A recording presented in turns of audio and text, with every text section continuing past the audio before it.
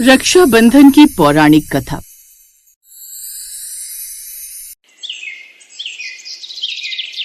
राजा बलि, जो कि एक असुर यानी दानव राजा थे, उन्होंने भगवान वामन को 3 पग भूमि दान करने का वचन दिया था।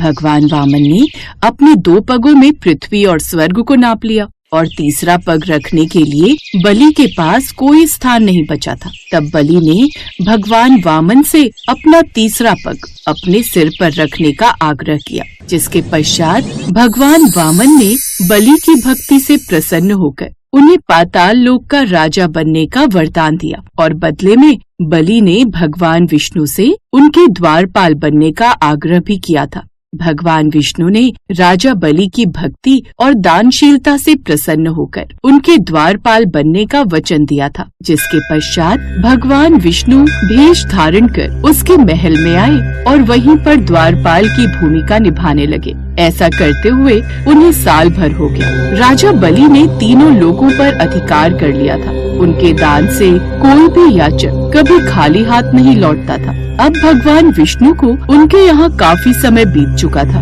उधर वैकुंठ में माँ लक्ष्मी भगवान विष्णु के बिना उदास रहने लगी। स्वामी के बिना ये वैकुंठ भी सूना लगता है। कितने दिन हो गए उन्हें गए हुए। मेरे मन को शांति नहीं मिल रही है। मुझे अवश्य ही पाताल लोक जाना चाहिए और उनका पता लगाना चाहिए। मैं जानती हूँ वो अपना वचन निभाने गए हैं, लेकिन ऐसा क्या उपाय किया जाए कि वो अपने इस वचन से आजाद हो जाएं? तभी माँ लक्ष्मी को एक विचार आता है, जिसके पश्चात माँ लक्ष्मी एक साधारण स्त्री का रूप धारण करती हैं और पाताल लोक की ओर प्रस्थान करती हैं। वह राजा बलि के महल के द्वार पर पहुँचती हैं, जहाँ भगवान विष्णु स्वयं द्वारपाल के रूप में खड़े होते हैं। अरे, ये तो मेरे स्वामी हैं। माँ लक्ष्मी उन्हें पहचान लेती हैं पर चुप रहती हैं। भगवान विष्णु भी उन्हें पहचान लेते हैं, लेकिन वो भी शांत रहते हैं। हे द्वारपाल, क्या मुझे महाराज बलि के दर्शन मिल सकते हैं? मैं एक असहाय स्त्री हूँ और मुझे उनकी सहायता की आवश्यकता है। हे देवी, आप कौन हैं और कहाँ से आई हैं? महाराज बलि इस समय ध्यान में हैं। मेरा नाम कमला है और मैं बहुत दूर से आई हूँ। मैं यहाँ एक भाई की तलाश में आई हूँ जो मुझे संकट से उबार सके। मेरा महाराज से मिलना अति आवश्यक है। ठीक है, मैं महाराज को सूचित करता हूँ। कृपया प्रतीक्षा करें। भगवान विष्णु भीतर जाते हैं और राजा बलि को माँ लक्ष्मी के आगमन की सूचना देते हैं। राजा बलि अपने दानवीर स्वभाव के कारण तुरंत मिलने को तैयार हो जाते हैं। कोई भी याचक मेरे द्वार से खाली हाथ नहीं लौटता। उस स्त्री को सादर भीतर लाइए। भगवान विष्णु माँ लक्ष्मी को भीतर ले आते हैं। माँ लक्ष्मी राजा बलि के समक्ष पहुँचती हैं। उनके मन में एक योजना चल रही थी। महाराज, मैं एक बहुत ही दुखियारी स्त्री हूँ। मेरा कोई नहीं। मेरे पति बहुत दिनों से घर नहीं लौटे हैं और मैं बहुत अकेली महसूस कर रही हूँ। मुझे एक ऐसे भाई की तलाश है जो मेरी रक्षा कर सके, मुझे सहारा दे सके। क्या आप मेरे भाई बनेंगे? राजा बलि, जो अपने दान और वचन के लिए जाने जाते थे, माँ लक्ष्मी की आंखों में करुणा देखते हैं। वो बिना एक पल भी सोचे तैयार हो जाते हैं। हे देवी, मैं वचन देता हूँ, आज से मैं आपका भ्राता हूँ। आप मुझसे जो चाहे मांग सकती हैं। मैं आपको कभी निराश नहीं करूँगा। सच में महाराज, क्या आप मेरा कोई भी वचन पूरा करेंगे? हाँ देवी, मेरा वचन अटल है। इसके बाद माँ लक्ष्मी मुस्कुराती हैं और वो अपनी पोटली से रेशम का एक धागा निकालती हैं, जो कि एक सुंदर राखी होती है। हे मेरे भ्राता, यदि आप मेरे वचन को पूरा करना चाहते हैं तो कृपया मुझे अपनी कलाई पर ये बांधने की अनुमति दे। ये बंधन हमारे भाई बहन के रिश्ते का प्रतीक होगा। कहिए, आप इसके लिए तैयार हैं? क्या आप मेरे भाई बनेंगे? पहले तो राजा बलि आश्चर्यचकित होते हैं, पर उनके मन में कोई संदेह नहीं आता। वो अपना हाथ आगे बढ़ाते हैं। अवश्य देवी, मुझे ये बंधन स्वीकार है। इसके बाद माँ लक्ष्मी अत्यंत श्रद्धा और प्रेम से राजा बलि की कलाई पर राखी बांधती हैं। राखी बांधने के बाद माँ लक्ष्मी अपने असली रूप में आती हैं। उनके दिव्य तेज से पूरा महल जगमगा उठता है। राजा बलि और भगवान विष्णु दोनों ही ये देखकर चकित रह जाते हैं। आप तो माँ लक्ष्मी, ये क्या? आपने मुझ पर इतनी बड़ी कृपा कर दी माता। हाँ महाराज बलि, मैं लक्ष्मी हूँ और मैंने आपको ये राखी बांधी है क्योंकि आप मेरे भ्राता हैं। परंतु देवी, इसका क्या अर्थ है? इसका अर्थ यह है कि मैंने आपको राखी बांधकर अपना भाई बनाया है और अब भाई के नाते आपको मेरी बात माननी होगी। मेरे पति कई दिनों से मेरे पास नहीं है, वो यहाँ आपके द्वारपाल बनकर रह रहे हैं। इसके बाद माँ लक्ष्मी भगवान विष्णु की ओर इशारा करती हैं, जो अभी भी द्वारपाल के रूप में खड़े थे। राजा बलि उन्हें पहचान लेते हैं, पर उनके मन में कोई क्रोध नहीं आता। उन्हें अपनी गलती का एहसास होता है कि उन्होंने स्वयं भगवान को अपने पास रोक रखा था। उनके चेहरे पर पश्चाताप और सम्मान का भाव आ जाता है। प्रभु, ये क्या लीला है प्रभु? मैंने आपको इतने दिनों से अपने पास रोक के रखा था। ये मेरा अज्ञान था प्रभु कि मैं आपको पहचान नहीं पाया। बलि, तुम महान दानी हो और तुम्हारे दान से मैं प्रसन्न हूँ। तुमने मुझे वचन दिया था और अब तुमने अपनी बहन के वचन को भी पूरा किया है। मैं तुम्हारे महल में द्वारपाल बनकर रह रहा था क्योंकि मुझे तुम्हारे दान और भक्ति से प्रेम हो गया था, परंतु अब मेरी पत्नी ने तुम्हें राखी बांधकर अपना भाई बना लिया है और तुम्हें उसका वचन पूरा करना होगा। जो आज्ञा प्रभु। यदि मेरी बहन चाहती है कि आप वैकुंठ लौट जाएं, तो मैं आपको सहर्ष अनुमति देता हूँ। मैं अपनी बहन के वचन का सम्मान करता हूँ। आप और माँ लक्ष्मी सहर्ष वैकुंठ लौट सकते हैं। धन्यवाद भ्राता, आपने अपना वचन निभाया। परंतु देवी, आपने मुझे अपना भाई बनाया है। मेरी भी एक इच्छा है। कहिए भ्राता। क्या आप हर वर्ष इसी दिन मुझे राखी बांधने आएंगी और क्या मेरे नाम से भी इस पर्व को मनाया जाएगा? अवश्य बलि, आज से यह दिन रक्षा बंधन के नाम से जाना जाएगा, जिस दिन बहनें अपने भाई को राखी बांधेंगी और भाई अपनी बहन की रक्षा का वचन देंगे। इस दिन तुम्हें भी स्मरण किया जाएगा।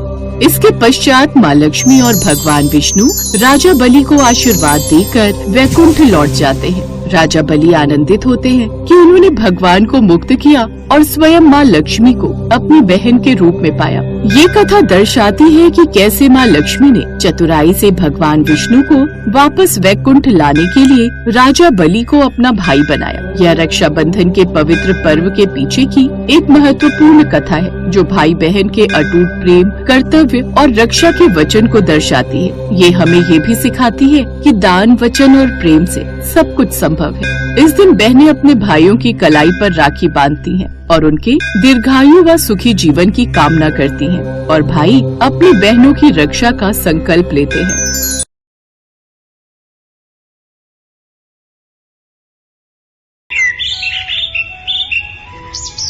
ऐसी मान्यता है कि देवी सती ने जब अपने पिता प्रजापति दक्ष के अग्निकुंड में कूदकर प्राण दे दिए थे, उसके बाद महादेव ने खुद को दुनिया से अलग कर लिया और हजारों वर्षों तक ध्यान किया। लेकिन समय यही नहीं रुकता। सती या पार्वती आदि शक्ति का अवतार थी। आदि शक्ति महादेव की वास्तविक पत्नी, वह एक आत्मा है। इसलिए हम सभी जानते हैं कि एक व्यक्ति मर जाता है, वह अपना मृत शरीर छोड़ देता है, लेकिन हमारी आत्मा कभी नहीं मरती, यह अमर है। हम उसी आत्मा के साथ कई जन्म लेते हैं। आदि शक्ति की आत्मा ने भी हिमालय के राजा हिमवान की पुत्री पार्वती के रूप में पुनर्जन्म लिया। पार्वती देवी सती का पुनर्जन्म थी। वो जानती थी कि उनके जन्म का कारण महादेव के साथ उनका पुनर्मिलन था। वह महादेव से बहुत प्रेम करती थी, लेकिन महादेव यह नहीं समझ पाए कि पार्वती ही उनकी सती है।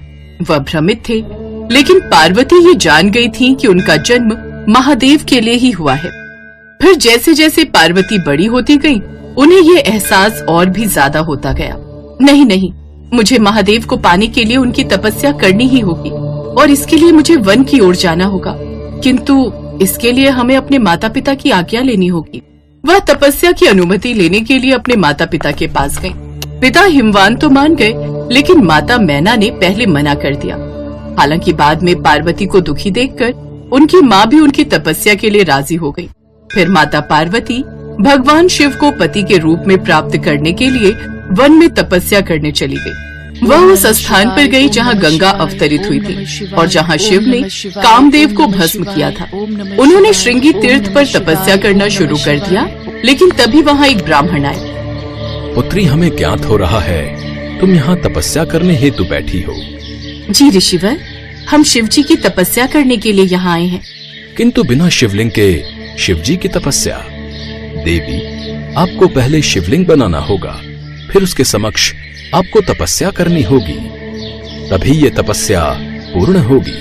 ये कहकर वो ब्राह्मण वहाँ से चले गए, लेकिन माता पार्वती सोच में पड़ गई और चिंतित हो उठी। उन्हें चिंतित देखकर नारद मुनि वहाँ आते हैं और उनसे पूछते हैं, हे देवी, आपके चेहरे पर चिंता के भाव दिखाई दे रहे हैं। कृपा कर हमें बताएं कि आपकी चिंता का कारण क्या है। हे देव ऋषि, आप मेरी चिंता दूर करें। मैं भगवान शिव की तपस्या करना चाहती हूँ और इसके लिए मुझे शिवलिंग की पूजा करनी होगी। कृपावश आप हमें बताएं कि हमें शिवलिंग कहाँ मिलेगा। माता पार्वती की बात सुनकर देव ऋषि नारद उनसे बोले, हे देवी, आप चिंता क्यों करती हो? शिवलिंग लाने के लिए आपको कहीं जाने की आवश्यकता नहीं। आप तो बस मिट्टी का शिवलिंग बना लीजिए और उन्हीं की पूजा करना आरंभ कर दीजिए। आप तो जानते ही हैं हमारे भोलेनाथ कितने भोले हैं। वो तो मिट्टी का शिवलिंग पूजे जाने से भी प्रसन्न हो जाएंगे। नारायण नारायण। ये कहकर वो अंतर ध्यान हो गए। उनकी बात सुनकर देवी पार्वती मिट्टी की शिवलिंग बनाने का प्रयास करने लगी, लेकिन इससे पहले उन्होंने कभी शिवलिंग नहीं बनाया था, इसलिए वो सूखी मिट्टी से शिवलिंग बनाने लगी। लेकिन तभी हवा का झोंका आया और वो शिवलिंग हवा के साथ टूट गया। वो बार बार सूखी मिट्टी से शिवलिंग बना रही थी, लेकिन वो बार बार हवा के झोंके के साथ हवा में उड़ जा रहा था। हम जानते हैं महादेव, आपकी तपस्या करना कठिन है, लेकिन हम हर परीक्षा देने के लिए तैयार हैं। इस तरह उन्होंने कई बार प्रयास किया, लेकिन वो लगातार इसमें असफल हो रही थी। हमसे ऐसे क्या अपराध हो गया है महादेव, जो आपका शिवलिंग हमसे नहीं बन पा रहा? हमें अपने असफल होने का दुख नहीं है, लेकिन ये शिवलिंग महादेव का प्रतीक है। इसका इस तरह बार बार टूट जाना हमारे लिए कष्टदायी है। देवलोक में बैठे विष्णु भगवान ये सब देखकर मुस्कुरा रहे थे। देवी पार्वती बार बार प्रयास कर रही हैं, लेकिन वो इसमें सफल नहीं हो पा रही। अब हमें ही उनकी सहायता हेतु जाना होगा। फिर विष्णु भगवान ने एक साधारण मनुष्य का भेष धारण किया और देवी पार्वती के पास पहुंच गए और उनसे पूछा, हे देवी, आप चिंतित दिखाई देती हैं। कृपा कर हमें बताएं कि आपकी चिंता का क्या कारण है। आप कौन है भ्राता और क्या कार्य है? मैं एक यात्री हूँ और जल की खोज में इस ओर आया हूँ। क्या हमें जल मिलेगा? अवश्य। पार्वती ने जल लाकर श्री हरि को दिया। नहीं बहन, हम इस जल को तभी ग्रहण कर सकते हैं जब आपका और मेरा कोई संबंध हो, नहीं तो इस जल का भार हम पर रहेगा। आपने हमें बहन कहा तो रिश्ता तो अपने आप बन चुका है भैया। फिर मेरी कलाई पर इस रक्षा धागे को बांधकर संबंध की प्रामाणिकता भी दे दीजिए। किंतु संबंध की प्रामाणिकता हृदय से होती है, किसी धागे से नहीं। किंतु भाई की रक्षा बहन द्वारा बांधे जाने वाले रक्षा धागे से होती है, इसलिए धागा बांधकर इस रिश्ते को प्रमाण दे दीजिए। फिर माता पार्वती भगवान विष्णु की कलाई पर राखी बांधती है। दरअसल वो दिन रक्षा बंधन का था और श्री हरि की कलाई हर साल सोनी ही रहती थी। इसीलिए जैसे ही देवी पार्वती ने उन्हें भैया कहकर बुलाया तो श्री हरि भावुक उठे। फिर देवी पार्वती ने उन्हें जल ग्रहण करवाया, जिसके पश्चात श्री हरि ने एक बार फिर देवी पार्वती के चिंतित होने का कारण पूछा। तब पार्वती ने कहा, हे भ्राता, देखिए ना, मैं कब से शिवलिंग बनाने का प्रयास कर रही हूँ, लेकिन मैं इसमें सफल नहीं हो पा रही। फिर भाई होने के नाते उन्होंने उस मिट्टी से एक पार्थिव शिवलिंग बनाया। ये लो बहन, अब ये शिवलिंग नहीं बिखरेगा। अब तुम निश्चिंत होकर महादेव की तपस्या करो। इसके बाद काफी तेज आंधी आई, लेकिन फिर भी वो शिवलिंग बिल्कुल नहीं टूटा।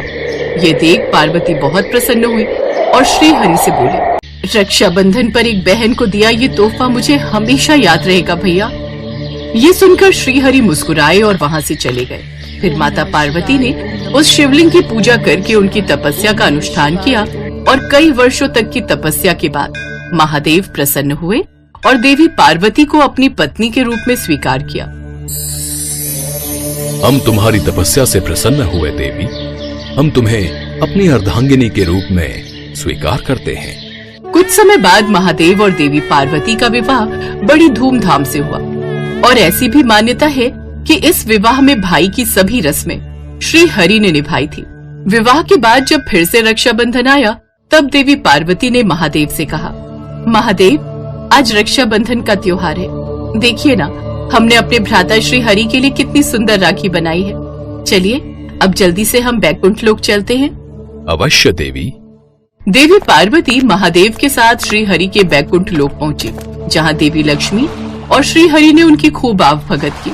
फिर मां पार्वती ने अपने भाई श्री हरि के हाथों पर राखी बांधी और उन्हें मिठाई खिलाई, और उस दिन दोनों ने खुशी खुशी वो रक्षाबंधन मनाया।